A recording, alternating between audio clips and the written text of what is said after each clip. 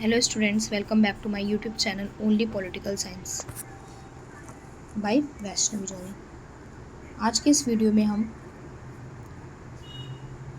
राज्यसभा की भूमिका, राज्यसभा की संरचना एवं कार्य एवं शक्तियों को पढ़ेंगे। पावर्स एंड फंक्शंस के साथ साथ हम उसके स्ट्रक्चर को भी पढ़ेंगे, उसके रोल क्या है राज्यसभा के वो भी हम पढ़ेंगे।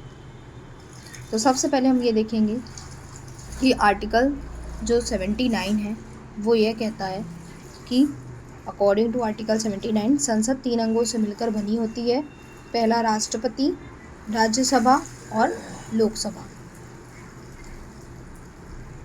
ठीक है, राष्ट्रपति, लोकसभा और राज्यसभा से मिलकर कौन बनता है? पार्लियामेंट।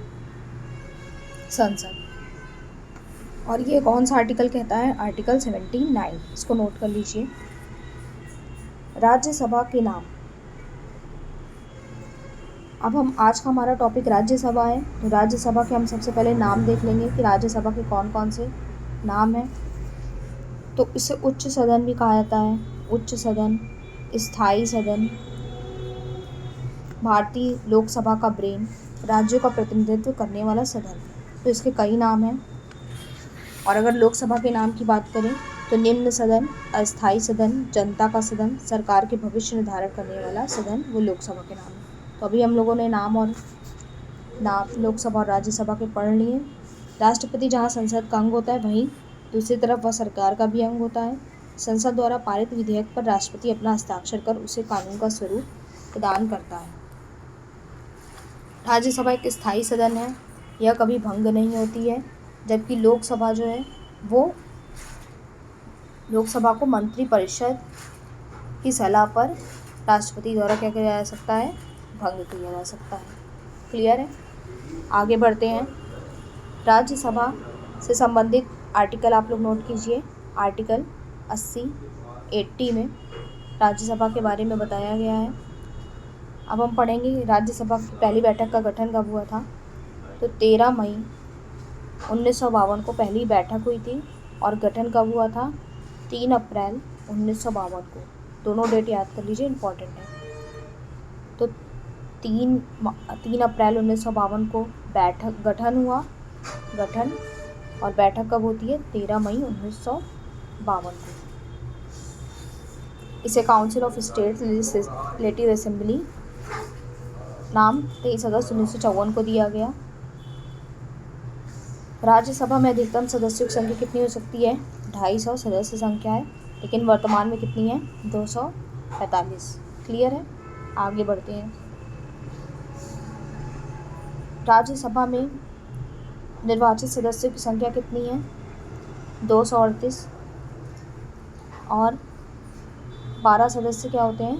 मनोनीत होते हैं। तो टोटल कितने हो गए? 245। नेक्स्ट आगे। राज्यसभा में राज्यों का प्रतिनिधित्व होता है, ना कि जनता का। राज्यसभा के सदस्यों का निर्वाचन अप्रत्यक्ष रूप से किया जाता है। क्लियर है? अप्रत्यक्ष रूप से होता है और ये राज्यों का प्रतिनिधित्व करती है। राज्यसभा के सदस्यों के निर्वाचन में आनुपातिक प्रतिनिधित्व जो प्रणाली है आप लोगों को पता होगा, तथा एकल संक्रमणीय मत पद्धति का प्रयोग किया जाता है। राज्यसभा के सदस्यों का निर्वाचन विधानसभा के आधार पर के सदस्यों पर द्वारा किया जाता है। अब हम पढ़ेंगे, यहाँ पर आप लोग को नोट करना है तो नोट कर लीजिए कि राज्यसभा या राज्य परिषद भारतीय संसद का दूसरा सदन है, जिसकी स्थापना मॉन्टेस्क्यू चेम्सफोर्ड 1919 के आधार पर की गई। भारतीय संविधान के आर्टिकल जो भी आपको मैंने बताया 79 के अनुसार संसद होगी जो राष्ट्रपति 2 सदनों से मिलकर बनेगी। नोट कर लीजिए, आप स्क्रीनशॉट भी दे सकते हो उसका। सदस्यों की संख्या कितनी है? कार्यकाल की बात करें तो 6 वर्ष का कार्यकाल होता है। राज्यसभा के 1/3 सदस्यों का चुनाव हर दूसरे वर्ष में किया जाता है। संविधान सभा में राज्यसभा के पक्ष में तर्क। राज्यसभा के गठन का सबसे पहले अहम पक्ष यह था कि यह सदन राज्य के पक्ष को मजबूती से रखेगा। लोकसभा द्वारा किसी विधेयक को जल्दबाजी में पारित किया गया तो राज्यसभा उस पर व्यापक चर्चा करेगा। दूसरा है संसद का उच्च सदन लोकसभा के निर्णयों की समीक्षा करने और सत्ता पक्ष के निरंकुशतापूर्ण निर्णयों पर अंकुश लगाने में सहायता करता है। नेक्स्ट, उच्च सदन शिक्षाविदों और बुद्धिजीवियों को एक मंच प्रदान करता है जो सरकार की जन कल्याण योजनाओं के माध्यम से राज्यों के विकास में बहुमूल्य योगदान देते हैं। इस व्यवस्था को नियंत्रण और संतुलन सिद्धांत के अनुसार किसी भी लोकतांत्रिक व्यवस्था के लिए आवश्यक माना जाता है। अब हम देखेंगे कि राज्यसभा के विपक्ष में क्या तर्क है।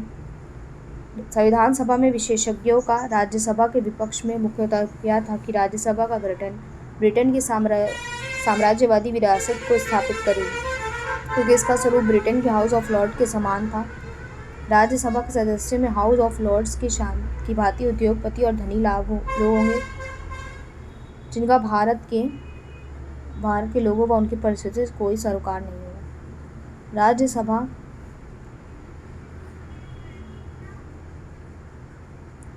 राज्यसभा के सदस्यों का चुनाव प्रत्यक्ष रूप से जनता के द्वारा नहीं किया जाता। ऐसे में जनता के द्वारा चुने गए प्रतिनिधियों से मिलकर बने सदस्य लोकसभा के द्वारा पारित किसी विधेयक पर राज्यसभा के द्वारा किए गए अनावश्यक विलंब से देश आर्थिक रूप से पिछड़ सकता है। सदस्यों का निर्वाचन अभी भी मैंने आपको बताया था कि अनुपातिक प्रतिनिधित्व पद्धति एकल संक्रमणी मत के आधार पर होता है। भारत में राज्यसभा, राज्य विधान परिषद, राष्ट्रपति और उपराष्ट्रपति का निर्वाचन एकल संक्रमणी मत के आधार पर ही होता है। भारतीय संविधान के अनुच्छेद 80(4) के अनुसार राज्य विधानमंडल के निर्वाचित सदस्य द्वारा राज्यसभा के सदस्यों का चयन किया जाता है। एकल संक्रमणी मत या एकल मतदाता एक ही मत देता है, लेकिन वह कई उम्मीदवारों को अपनी प्राथमिकता के आधार पर रैंक देता है, अर्थात वह बैलेट पेपर पर यह बताता है कि उसकी पहली पसंद कौन है और तीसरी पसंद कौन है। यदि पहली पसंद वाले मतों से विजेता का निर्णय नहीं हो सका तो उम्मीदवार के खाते में मतदाता दूसरी पसंद को नए एकल मत की तरह ट्रांसफर किया जाता है, इसलिए एकल संक्रमणी मत कहा जाता है। राज्यसभा के सदस्यों की योग्यता क्या है? भारत का नागरिक हो, मस्ट है, इम्पोर्टेंट है। 30 वर्ष की आयु पूर्ण कर चुका हो, किसी लाभ के पद पर ना हो, विकृत मस्तिष्क का ना हो। यदि संसद विधि द्वारा कुछ और अर्हताएं निर्धारित करें तो यह जरूरी है कि उम्मीदवार उसे भी धारण करे। अब हम बात करेंगे कार्यकाल। मैंने बता दिया है 6 वर्ष का है। राज्यसभा की शक्तियाँ और कार्य, जैसे कि एग्जाम में क्वेश्चन आते हैं कि राज्यसभा की शक्तियाँ और कार्यों का वर्णन कीजिए। तो पहली है विधायी शक्ति। गैर वित्तीय विधेयकों के संदर्भ में लोकसभा की भांति राज्यसभा को भी उतनी शक्ति प्राप्त है। ऐसे विधेयक दोनों सदनों की सहमति के बाद ही कानून बनते हैं। धन विधेयक के मामले में राज्यसभा को लोकसभा की तुलना में सीमित शक्ति प्राप्त है। इस संदर्भ में राज्यसभा को 14 दिन के भीतर अपनी राय लोकसभा को भेजनी होती है। संविधान संशोधन विधेयकों के संदर्भ में राज्यसभा की शक्ति लोकसभा की शक्तियों के बराबर है। अब हम बात करेंगे विशिष्ट शक्तियों की। तो देश के संघात्मक ढांचे को बनाए रखने के लिए राज्यसभा के पास 2 विशिष्ट अधिकार हैं। आर्टिकल 249 बहुत इंपॉर्टेंट है, नोट कर लीजिए आप लोग। इसमें क्या है कि राज्यसभा उपस्थित और मतदान करने वाले 2/3 सदस्यों के बहुमत से राज्य सूची में शामिल किसी विषय को राष्ट्रीय महत्व का घोषित कर सकती है। और नेक्स्ट है जो इम्पोर्टेंट है वो है आर्टिकल 312 के अंतर्गत राज्यसभा उपस्थित और मतदान करने वाले 2/3 सदस्यों के समर्थन से कोई अखिल भारतीय सेवा स्थापित कर सकती है। अन्य शक्तियों की बात करें तो राज्यसभा की अन्य शक्तियाँ हैं। आपातकाल की अवधि यदि 1 माह से अधिक है और उस समय लोकसभा विकृत हो तो राज्यसभा का अनुमोदन कराया जाना जरूरी होता है।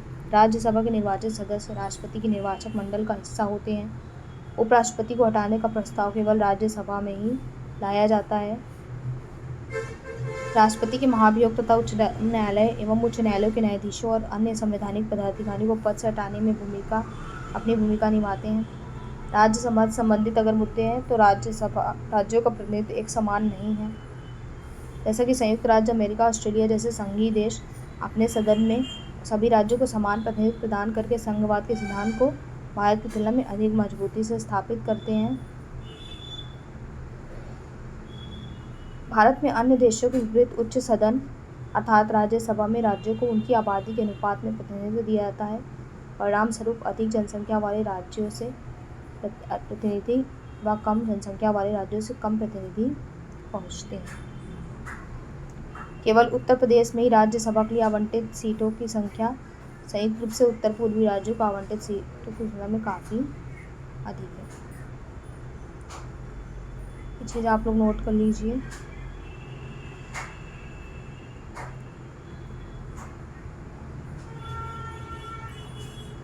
तो भारतीय राजनीति में उतार चढ़ाव के बावजूद राज्यसभा राजनीतिक, सामाजिक मूल्यों और सांस्कृतिक विविधता का पोषण करने वाली संस्था है बनी। तो जो इम्पोर्टेंट है वो आप लोग आर्टिकल 249, 312 और एक और चीज़ आप लोग सुन लीजिए। जब राज्यसभा अधिवेशन में हो और राज्यसभा का कोई भी सदस्य बिना बताए 60 दिन तक अधिवेशन में उपस्थित रहता है तो राज्यसभा उसके पद को रिक्त कर सकती है, अर्थात उसकी सदस्यता समाप्त कर सकती है। तो ये राज्यसभा से संबंधित कुछ तथ्य थे। राज्यसभा का सदस्यों का निर्वाचन, राज्यसभा के सदस्यों की योग्यता और राज्यसभा के कार्य एवं शक्तियाँ। क्वेश्चन आप लोग लिख लीजिए आज का कि राज्यसभा के जो कार्य एवं शक्तियों का वर्णन कीजिए। Discuss the power and function of Rajya Sabha. और जो मैंने आर्टिकल्स बताए हैं वो भी आप लोग नोट कर लीजिएगा राज्यसभा से रिलेटेड। संसद 79, 80 और जो 312 है आर्टिकल और 249 राज्यसभा से संबंधित कुछ अनुच्छेद है। पावर से एवं शक्तियाँ से क्वेश्चन आते हैं तो उसको भी लिख लीजिएगा, स्क्रीनशॉट भी आप ले सकते हो।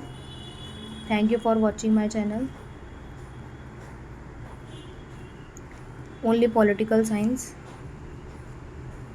Do like, share and subscribe for more videos. Thank you.